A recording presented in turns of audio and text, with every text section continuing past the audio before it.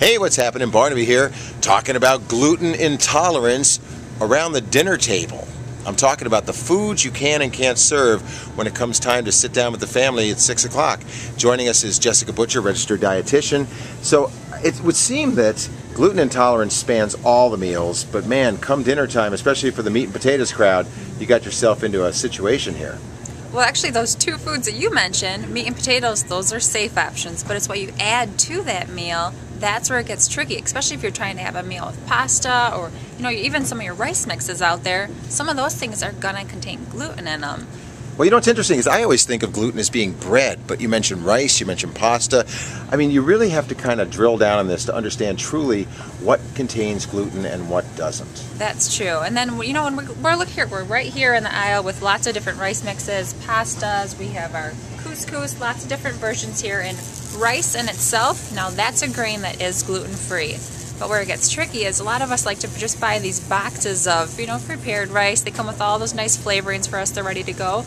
And that's where some gluten can be added into that mix. So that's where you need to watch out. But if you're just buying your plain, whole grain brown rice, just plain in a bag, that we can know is gluten-free. So that's a good safe option. Who would ever know that? Now, so as we look at the back of boxes with the long list of ingredients, which ones are we supposed to be aware of? What would signal in your mind to be gluten?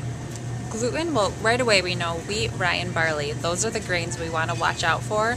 And some of these other flavorings in there, we have some different spice mixtures, some of these different starches. Now starch, that's a tricky one in itself, and for the most part, if it just says starch on a product's ingredient list, it's supposed to be made from cornstarch, but a lot of people still kind of question that. But in the United States here, if it's a product made here, it is supposed to be only made from cornstarch and not wheat, so that should be a safe one. But there's lots of other additives and flavorings that we just don't know, and they're not required to be listed on the ingredient statement for us, because the ingredient statement only looks at the top 8 allergens, including wheat. But wheat's not the only thing we need to watch out for if we're looking for a gluten-free food.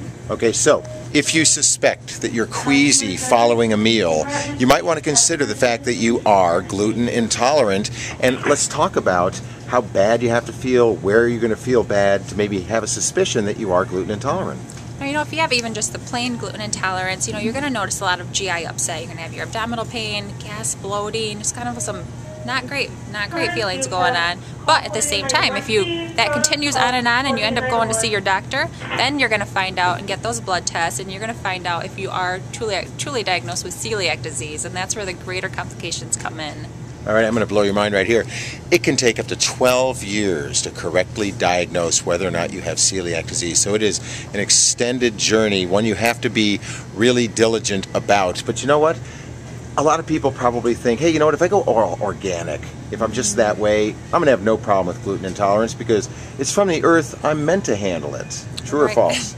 That's definitely false. There's lots of products that are straight from the earth that are gluten-free, and those grains are very much safe for us. And we did talk about a few of those versions in an earlier clip, so if you take a look at our breakfast clip, but there's so many versions out here, and when you're looking at a lot of these products, it can be very confusing, like even couscous. A lot of people think that that's just a grain in itself and it's completely safe, but it's actually a portion of wheat. So that one truly does contain gluten right away.